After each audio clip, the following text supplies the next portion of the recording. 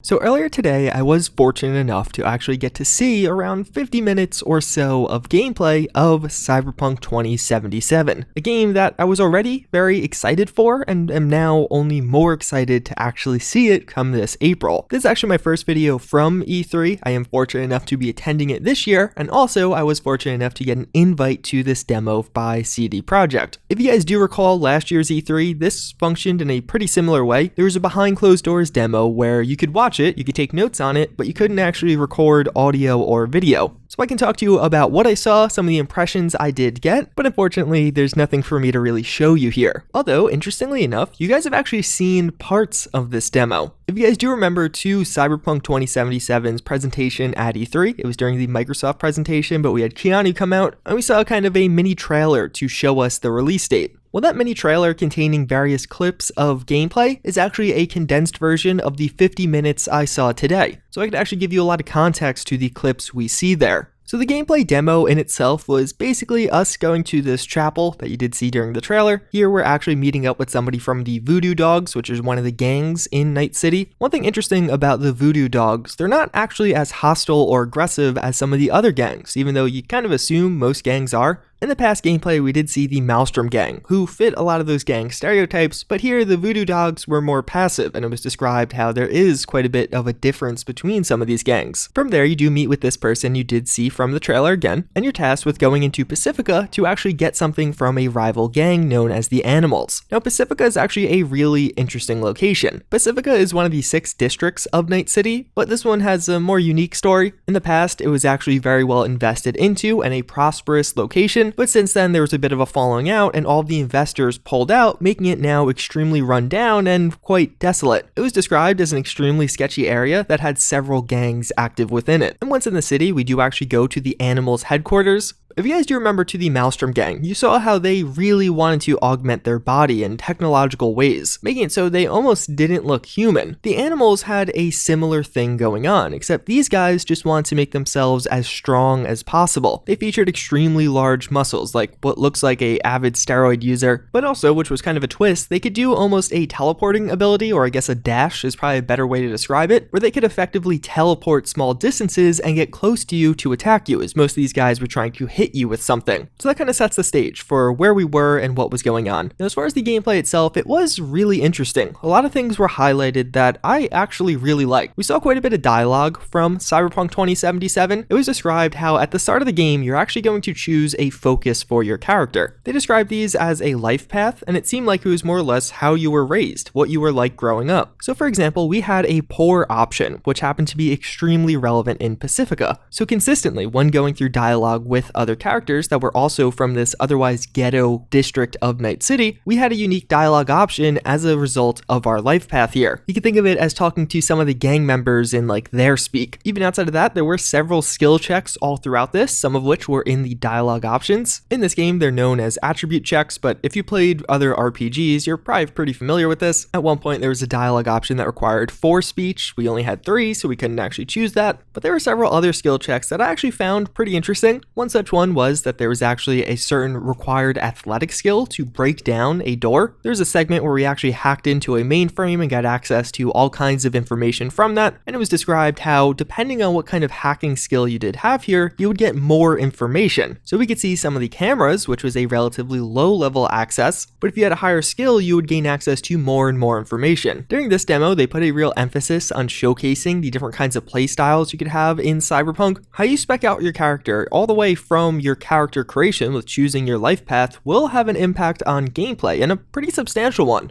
It'll determine what kind of doors you have open for you with the athletic skill. Actually, literally, it'll determine what kind of doors you could get through. And during this gameplay, they would switch back and forth between using a more bruiser character that was very strong, had a big machine gun, and would pretty much just try and shoot their way through everything, and alternatively actually using a more stealthy and cybernetically enhanced character who was good at hacking, who tried to sneak around all of the enemies rather than just shooting them. One of the aspects of this that really stood out to me is how much variety you have even within just those 2 playstyles. So naturally, those are just two of the ways to play. You're not restricted to one or the other. They just happen to be the two they showcase to us. But as far as the hacking and more stealthy character went, they described how you could beat this entire game without killing anyone, although it might be difficult. But even as far as the stealth mode goes, as you're sneaking around, you do have the option to stealth kill enemies or even not stealth kill. We saw some of this in that gameplay trailer, and when you take an enemy like this, you're actually going to have several options. One, as you're holding him, you could actually use him as a body shield, and we saw some gameplay of that. Even further, you could do a lethal or a non-lethal takedown, or even beyond all of that, you could actually use an environmental takedown, which will make it so you take him down, seemingly it's lethal, but you'll hide him in some aspect of the environment at the same time. Even further, of course, hacking was a major component. What you see here is actually known as nanowire and allows you to hack other people from afar. We saw all kinds of options as far as hacking went. You actually have the option to hack this robot, and in the gameplay, the robot actually punches the guy really hard and breaks his jaw in this scene. But even further, they described how since most things in the world are electronically based, you can hack a lot. Later on, someone is bench pressing and we hack that to increase the weight and eventually crush him. And you could even hack individual people, considering people have so many cybernetic implants.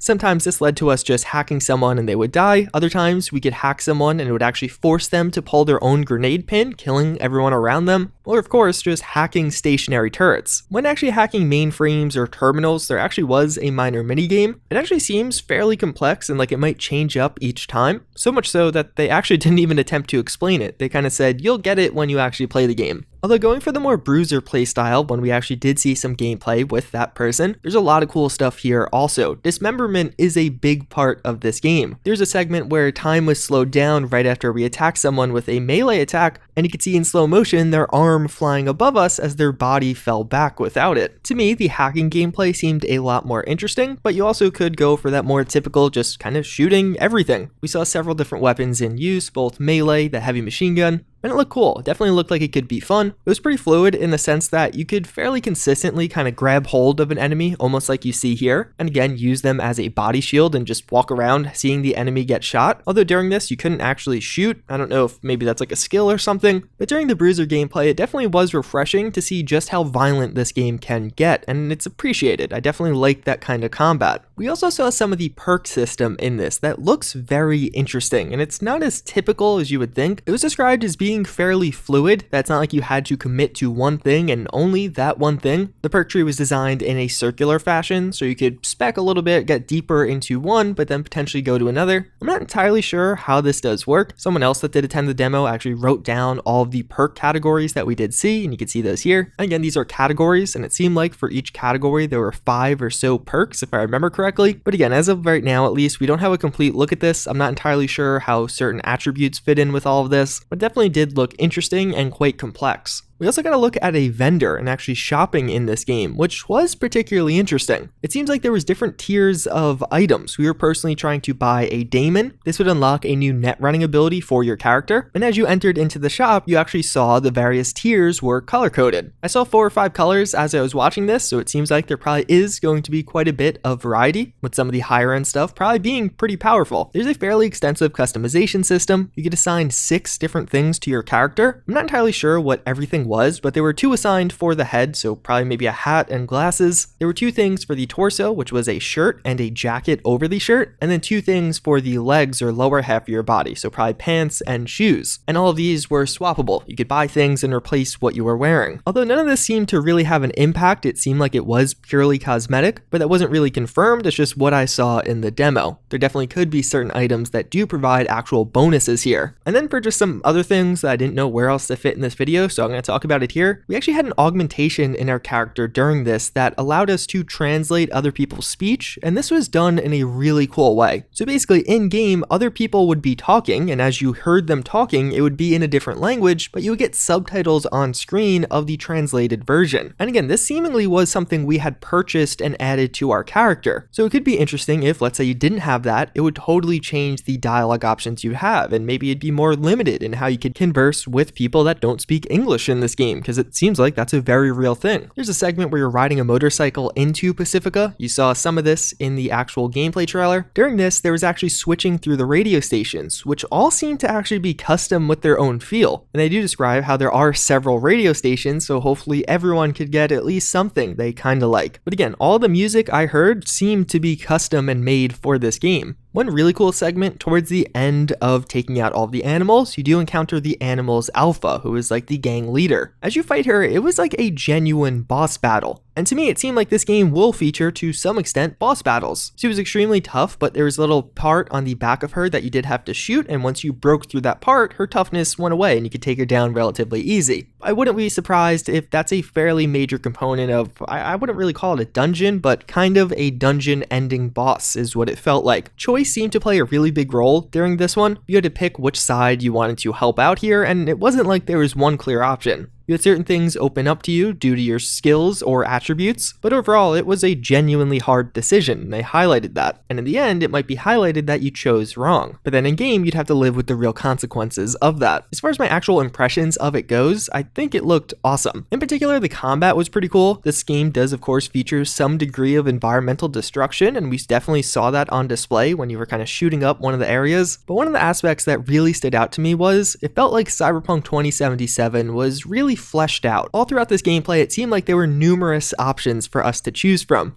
Yes, there is a takedown mechanic, but it's not just a takedown. There are 4 different ways you could actually use that takedown mechanic. And I wouldn't be shocked if some of those are locked behind skills, or maybe even there's more you could get with other skills or attributes. And for the most part, this was echoed throughout all of the gameplay. If there's one complaint I had, it was that although most of the time, and especially with big decisions, you had several speech checks, it wasn't everywhere, and it just didn't seem like the dialogue system, as far as just conversing or trying to find out a ton of details, was either not showcased here or is just not really a big part of this. That's definitely not to say the dialogue was bad or lackluster. It was just at certain points through the demo, you only had 2 options as to how you wanted to respond. But in all honesty, that's literally the only even slightly negative thing I noticed, which is saying a lot. This gameplay that I did just see is coming out to the public at some point. It seems like likely in August around PAX. And it's definitely worth looking forward to. When we do get the full thing, I will be breaking it down, as well as I'll be covering some of the other Cyberpunk news we did just hear about probably in the next day or two. But either way, hopefully you guys enjoyed this one. I was really fortunate to be able to see this, and I am even more excited for this game after seeing this most recent demo. And frankly, I think you should be too.